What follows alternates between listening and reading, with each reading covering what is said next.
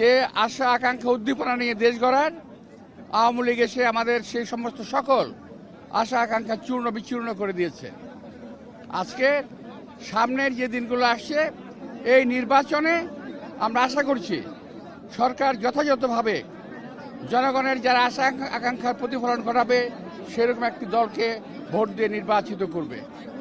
আপনারা সবাই দেশনেত্রী বেগম খালেদা জিয়ার জন্য দোয়া করবেন, আমাদের নেতা তারেক রহমানের জন্য দোয়া করবেন। তিনি আসছেন আগামী 25 তারিখে, আমরা তার সুস্থতা কামনা করছি। আপনাদের সবাইকে আন্তরিক শুভেচ্ছা। এর মধ্যে দেশের শান্তি শৃঙ্খলা রক্ষা করে অবাধ ও নিরপেক্ষ একটা নির্বাচন হবে এই আশা আমরা সেই দিনে আমরা করছি।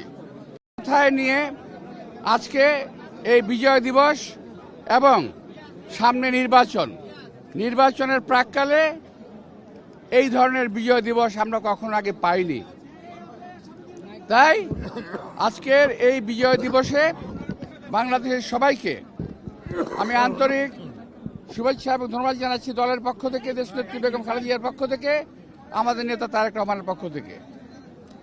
আমরা আশা করেছিলাম স্বাধীনতার পর যে আশা আকাঙ্ক্ষা উদ্দীপনা নিয়ে দেশ গড়ার আওয়ামী লীগ এসে আমাদের সেই সমস্ত সকল আশা আকাঙ্ক্ষা চূর্ণ বিচূর্ণ করে দিয়েছে।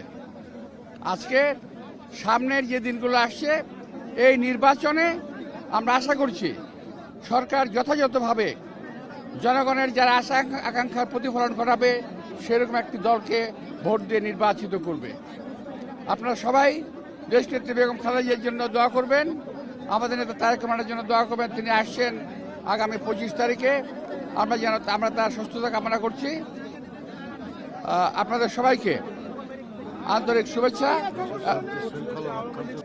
এর মধ্যে দেশের শান্তি শৃঙ্খলা রক্ষা করে অবাধ ও নিরপেক্ষ একটা নির্বাচন হবে এই আশা আমরা সেই দিনে আমরা করছি।